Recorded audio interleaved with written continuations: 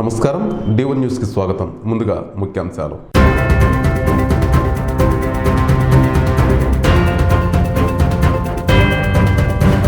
Tenali bar association న్యాయవాదుల నిరసనకి సంఘీభావం తెలిపిన వైకుంఠపురం రోటరీ క్లబ్ సంఘీయులు. గతంలో 21,000 ఉన్న లబ్ధిదారులకు ఇప్పుడు 37,000 మందికి ప్రభుత్వం ఆసరా పెన్షన్ అందిస్తున్నాం. ఎమ్మెల్యే అన్నాబత్తుని శివకుమార్.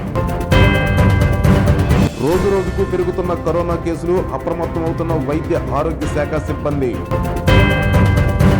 రాహుల్ గాంధీ సమక్షంలో వైఎస్ షర్మిల కాంగ్రెస్ పార్టీలోకి విలీనం. గోవుల సౌకర్యార్థం వస్తువులు సమకూర్చిన తిమ్మసాని సోదరుల సేవ అభినందనీయం. ఎమ్మెల్యే శ్రీకాంత్ రెడ్డి. గుంటూరు జిల్లా తెనాలి ఆంధ్రప్రదేశ్ భూమి హక్కుల యాజమాన్యం చట్టం రద్దుకై పోరాడుతున్న తెనాలి బార్ అసోసియేషన్ న్యాయవాదులకు ఈ రోజు rotary club of Tenali Vaikunthapuram వారు సంఘీభావం తెలిపి 27/23 జీవోని రద్దు చేయాలని వారు కోరారు.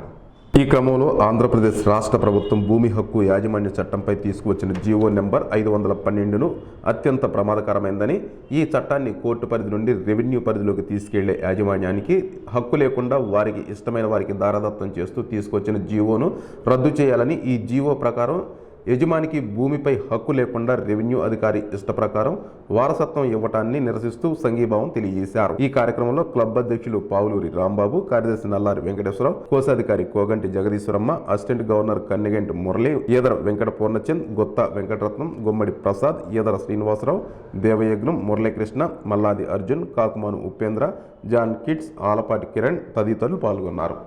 గుంటూరు జిల్లా తెనాలి కొత్తపేట రామకృష్ణ కవి కళాక్షేత్రంలో 3,000కు పెంచిన ఆసరా పింఛను తీసుకుంటున్న వారిలో ఆత్మవిశ్వాసంతో పాటు సమాజంలో పరపతి పెరిగిందని తెనాలి నియోజకవర్గ శాసనసభ్యులు ఎమ్మెల్యే అన్నాబత్తుని శివకుమార్ తెలియజేశారు. ఈ సందర్భంగా వారు మాట్లాడుతూ ప్రభుత్వ ఉద్యోగులకు జీతాలు ఇవ్వకపోయినా కానీ ఆసరా పింఛన్దారులకు మాత్రం ఖచ్చితంగా ప్రతి నెల 1వ తేదీ ఉదయమే పెద్ద కొడుకు జగన్ ఇస్తున్నాడని వారు తెలియజేశారు. గతంలో వయోపరిమితి వయసు 65 నుంచి 60కు కుదించి లబ్ధిదారుల సంఖ్య నియోజకవర్గంలో 21,000 ఉన్న లబ్ధిదారులు ఇప్పుడు 37,000కు తమ ప్రభుత్వం పెంచిందన్నారు. అనంతరం పెంచిన పెన్షన్ నమూనా చెక్కును వృద్ధులకు అందజేశారు. ఈ కార్యక్రమంలో చైర్మన్ తాడిపైన రాధికార్ Ramesh, commissioner Yashwantrao, vice chairman A Nagaveni, Guntur Koteswararao, కౌన్సిలర్లు గొడవర్తి హరిరాం, ఆవులు కోటయ్య, పేరం సంజీవ్ రెడ్డి, డి వీరవసంతరాయులు, ప్రబుద్ధులు తదితరులు పాల్గొన్నారు. 15,759 మందికి పెన్షన్లు అందుతున్నాయి అంటే కేవలం మన ఎమ్మెల్యే గారి దయవల్లే. ఆయన ప్రతి అందరికీ అందుతున్నాయా లేదా ప్రతి వార్డులో అనునిత్యం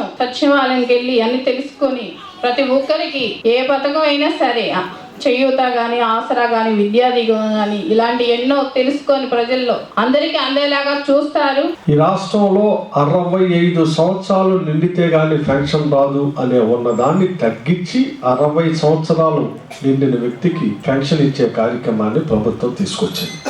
ఈ రోజు సుమారు ఒక 176 మందికి కొత్త పెన్షన్దారులు కష్టపడి పనిచేసి ఉంటాడు.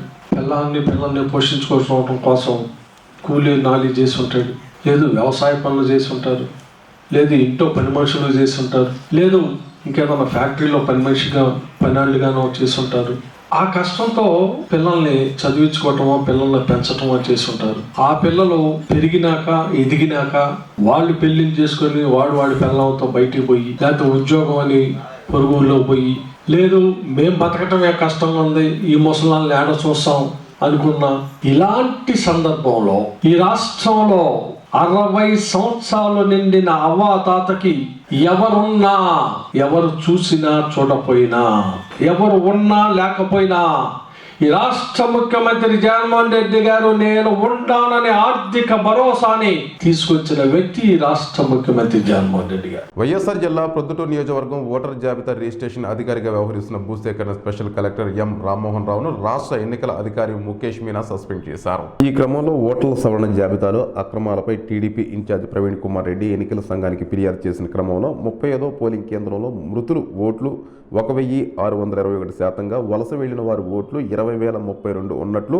ఆధారాలతో వివరాలు అందించగా దీనిపై విచారణ చేపట్టిన ఎన్నికల అధికారులు వీఆర్ఓ బాధ్యతారహితంతోనే ఈ తప్పులతో దొరికినట్లు వారు తెలియజేశారు. అన్నమయ్య జిల్లా రాయచోటి మున్సిపల్ పరిధిలోని ఎగువ అబ్బవరం తిమ్మసాని సోదరులు ఏపీపీ జగన్మోహన్ రెడ్డి, మాజీ కౌన్సిలర్ ఆనందరెడ్డిల ఆధ్వర్యంలో ఏర్పాటు చేసిన ఉచిత ప్రజా గోశాలను జడ్పీ మాజీ వైస్ చైర్మన్ దేవనాథ రెడ్డితో కలిసి ఎమ్మెల్యే శ్రీకాంత్ రెడ్డి ప్రారంభించారు. ఈ సందర్భంగా ఎమ్మెల్యే శ్రీకాంత్ రెడ్డి మాట్లాడుతూ గోవు దైవ స్వరూపమని, ఆవులను కాపాడాలని, నిత్యం వాటిని పూజించాలని, వాటి నుంచి లభించే పాలు పదార్థాలు, పోషకాలు సమాహారమని, గోమూత్రం కూడా అత్యంత పవిత్రమైనదని, ఎగువ అబ్బవరం ప్రాంతం మరియు చుట్టుప్రక్కల పల్లెల్లో ఇళ్ల వద్ద గోవుల పెంపకానికి సౌకర్యాలు లేని పాడి రైతుల కోసం సౌకర్యాలతో కూడిన షెడ్లు కట్టించడం, పశుగ్రాసాన్ని సరఫరా చేయడం తదితర సేవలను చేపట్టిన తిమ్మసాని సోదరుల సేవాభావం అభినందనీయమని, ఆదర్శనీయమని వారు కొనియాడారు.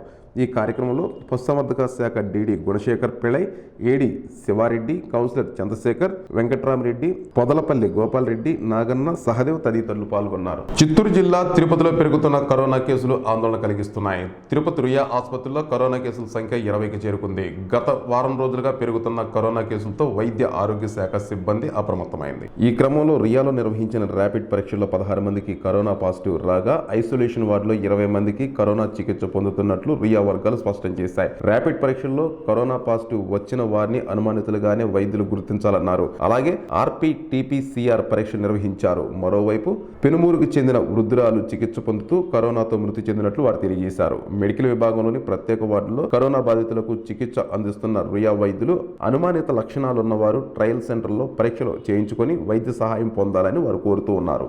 తెలంగాణ రాష్ట్రం ఆంధ్రప్రదేశ్ ముఖ్యమంత్రి వైఎస్ జగన్మోహన్ రెడ్డి హైదరాబాద్ బంజారాహిల్స్లోని బీఆర్ఎస్ అధినేత మాజీ ముఖ్యమంత్రి కేసీఆర్ను తన నివాసం వద్ద కలిసి పరామర్శించారు. ఈ క్రమంలో కేసీఆర్ నివాసం వద్ద కేటీఆర్, తలసాని శ్రీనివాస్ యాదవ్, మహమ్మద్ ఆలీ, కౌశిక్ రెడ్డి స్వాగతం పలికారు. కేసీఆర్ను జగన్ పరామర్శించి వారి ఆరోగ్య పరిస్థితిని అడిగి తెలుసుకుని కేసీఆర్ త్వరగా కోలుకోవాలని ఆకాంక్షించారు. తదుపరి కేసీఆర్ నివాసం వద్దే జగన్ ఆతిథ్యం స్వీకరించి అనంతరం తాడేపల్లి చేరుకున్నారు. తెలంగాణ రాష్ట్రం హైదరాబాద్లోని బస్ భవన్లో హైర్ బస్ యజమానులతో తెలంగాణ రాష్ట్ర రోడ్డు రవాణా సంస్థ యాజమాన్యం సమావేశమైంది. ఈ సమావేశంలో ప్రధానంగా 5 విషయాలపై వారు సంస్థ దృష్టికి తీసుకువెళ్లారు. ఈ క్రమంలో మహాలక్ష్మి స్కీమ్ అమలు ద్వారా ఇబ్బందులకు గురవుతున్నామని వారు తెలియజేశారు. సంస్థ ఉన్నతాధికారులతో కలిసి నేడు సుదీర్ఘంగా చర్చించడం జరిగిందన్నారు.